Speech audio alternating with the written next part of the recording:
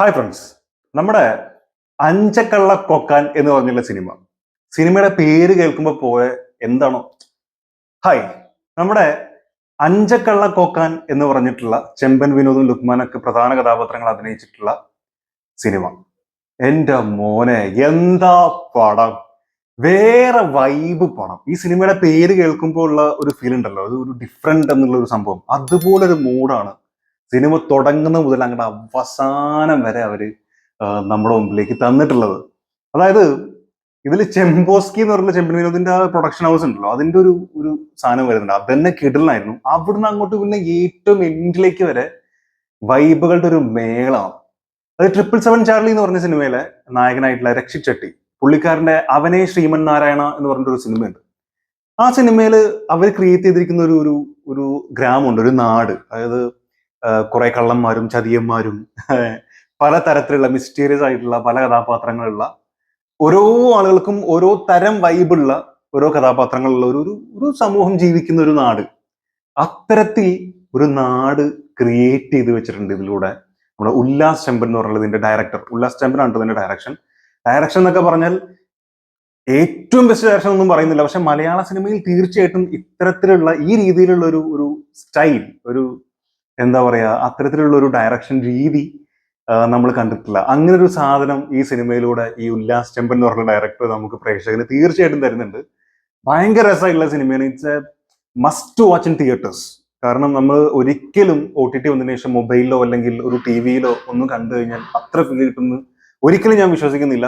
Complete ആയിട്ട് നല്ലൊരു തിയേറ്ററിൽ നിന്ന് കാണുമ്പോൾ തന്നെയാണ് നമുക്ക് ആ ഒരു ഫീല് കിട്ടുക. കാരണം തോട്ട പൊട്ടുന്നതും ബോംബ് പൊട്ടുന്നതും വെട്ടി വെക്കണൊക്കെ ഓരോ സീനുണ്ട്. അതിന്റെയൊക്കെ മ്യൂസിക്കും ആ വിഷ്വലും ഒക്കെ അവർ ഉണ്ടാക്കി വെച്ചിരിക്കുന്ന രീതി, അതായത് ഇതിൽ അഭിനയിച്ചിരിക്കുന്ന ഓരോ ആളുകളും, പിന്നെ ഇതിലെ മ്യൂസിക് വൈസ് ഇതിന്റെ BGM ആണെങ്കിലും ഇതിലെ പാട്ടുകളാണെങ്കിലും, പിന്നെ ഇതിന്റെ visuals, direction, camera, cinematography, sound, mixing, colouring, അങ്ങനെ എല്ലാത്തിനും ഓരോ വൈബാണ്. അതാ ഞാൻ പറഞ്ഞ വൈബുകളുടെ ഒരു മേളം തന്നെയാണ് അഞ്ചക്കുള്ള കോക്കൻ എന്ന് പറഞ്ഞുള്ള ഒരു സിനിമ.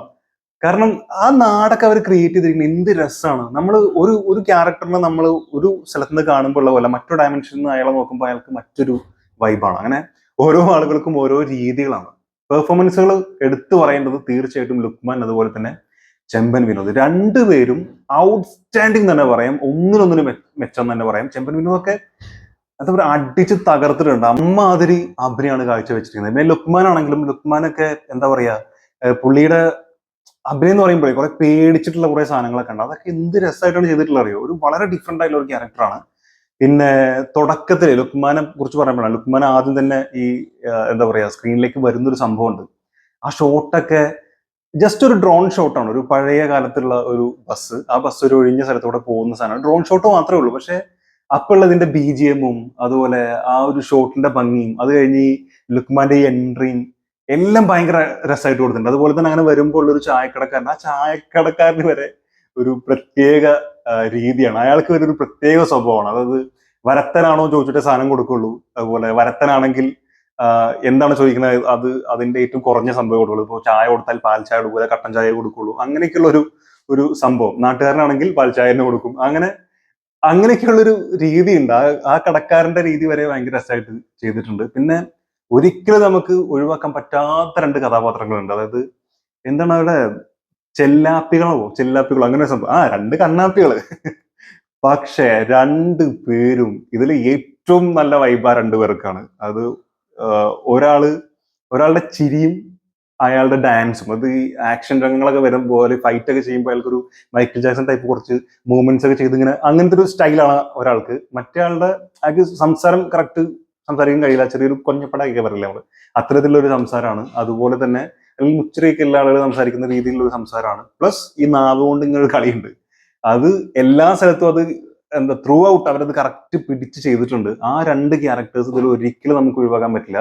രണ്ട് ചെറിയ ചെക്കന്മാരാണ്, പക്ഷെ അവര് വന്ന് തകർത്തടിച്ചിട്ട് ഞെട്ടിച്ചിട്ട് പോയി എന്ന് പറയില്ല, അങ്ങനെ രണ്ട് സംഭവമാണ്. അതുപോലെ ഇതിൽ രണ്ട് ആക്ഷൻ സീൻസ് ഉണ്ട്. ഒരു ഫൈറ്റ് നടക്കുന്ന സംഭവം, ഒന്നൊരു ഷാപ്പിൽ വെച്ചിട്ടും ഒന്ന് പോലീസ് സ്റ്റേഷന്റെ അകത്ത് വെച്ചിട്ടും.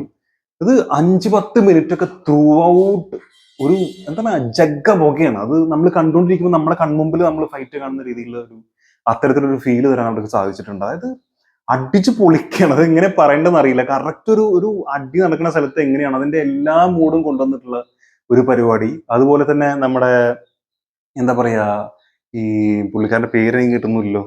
ആചാരി ഉണ്ടല്ലോ, നമ്മുടെ മണികണ്ഠൻ ആചാരി. അതെ, പുള്ളിയുടെ റോള്. പുള്ളി സ്ഥിരം ചെയ്ത് നമ്മൾ കണ്ടിട്ടുള്ള സാധനങ്ങളൊക്കെ തന്നെയാണ്. പക്ഷെ അതിന്റെ മ്യൂസിക് കൊണ്ടും ആ ഒരു ഷോട്ടിന്റെ സ്റ്റൈൽ കൊണ്ടും ഭയങ്കര ഡിഫറെന്റ് ആയിട്ടുണ്ട്. അതായത് ഇതിന്റെ ഒരു ഇന്റർവെല്ലിനോട് അടുപ്പിച്ച് പുള്ളി ഒരു പോലീസ് സ്റ്റേഷനിലേക്ക് വരുന്ന ഒരു സംഭവമൊക്കെ ഉണ്ട്.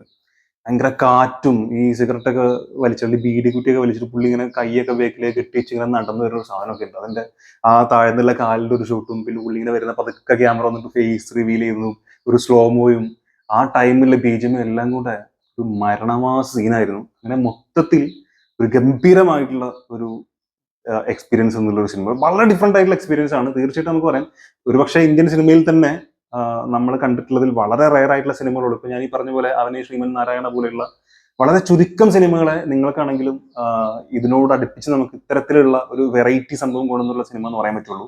മലയാളത്തിൽ തീർച്ചയായിട്ടും സംഭവിച്ചിട്ടില്ല. അങ്ങനത്തെ ഒരു സിനിമയാണ്. അവർ ഈ പറഞ്ഞ പോലെ ആർട്ട് വർക്കൊന്നും നമുക്ക് ഒരിക്കലും എടുത്ത് ഒഴിവാക്കാൻ പറ്റില്ല. ആർട്ടൊക്കെ ഗംഭീര ആർട്ടാണ്. കാരണം ഞാൻ നേരത്തെ തുടക്കത്തിൽ തന്നെ പറഞ്ഞു, ഒരു പുതിയ ഒരു സ്ഥലം, അത് നമ്മൾ ഇതുവരെ കണ്ട് പരിചയമില്ലാത്ത മറ്റൊരു നാട്, അത് അവർ വളരെ നന്നായിട്ട് ക്രിയേറ്റ് ചെയ്തിട്ടുണ്ട്. അവിടെ നമ്മുടെ കൺമുമ്പിൽ കാണുന്ന പോലെയുള്ള ആളുകളൊക്കെ ഉണ്ടെങ്കിൽ പോലും ആ നാടിന്റെ ഒരു സ്റ്റൈലും അവരുടെ ഒരു രീതിയും എല്ലാം കൊണ്ടും അതൊരു വളരെ ഡിഫറെന്റ് ആയിട്ട് അവര് കാണിച്ചിട്ടുണ്ട്. ഒരു പക്ഷേ നമ്മളൊരു കഥയൊക്കെ ഇപ്പം ഈ മലൈക്കോട്ട വാലിബൻ സിനിമ വരുന്ന സമയത്ത് അവർ പറഞ്ഞത് അമർ ചിത്രകഥ വായിക്കുന്ന പോലെ എന്നൊക്കെ. സത്യത്തിൽ ഈ ഒരു അഞ്ചക്കള്ള കൊക്ക എന്ന് പറഞ്ഞുള്ള സിനിമ അതിന്റെ പേര് വെച്ചിട്ട് നോക്കുകയാണെങ്കിൽ പോലും ഇത്തരത്തിലൊരു അമർ ചിത്രകഥ വായിക്കുന്ന ഒരു ഫീല് ഈ സിനിമയിൽ ഏറെക്കുറെ അവർ കൊണ്ടുവരാൻ ശ്രമിച്ചിട്ടുണ്ട്. അങ്ങനെ മൊത്തത്തിൽ ഓരോ ആളുകൾക്കും ഓരോ വൈബ് കൊടുത്ത്, ഓരോ സംഗതികൾക്കും ഓരോ വൈബ് കൊടുത്ത് ഒരു ഒരു വല്ലാത്തൊരു ഫീൽ എന്നുള്ള സിനിമയിൽ അഞ്ചക്കുള്ള പോക്കാൻ. അപ്പോൾ കണ്ടുള്ള ആളുണ്ടെങ്കിൽ തീർച്ചയായിട്ടും നിങ്ങളുടെ അഭിപ്രായങ്ങൾ കമന്റിൽ രേഖപ്പെടുത്തുക. വീഡിയോ ഇഷ്ടപ്പെട്ടു വിചാരിക്കുന്നു. ഇഷ്ടപ്പെട്ടിട്ടുണ്ടെങ്കിൽ സബ്സ്ക്രൈബ്, സപ്പോർട്ട് ചെയ്യുക, ലൈക്ക് ചെയ്യുക, ഷെയർ ചെയ്യുക. തീർച്ചയായിട്ടും കാണാം.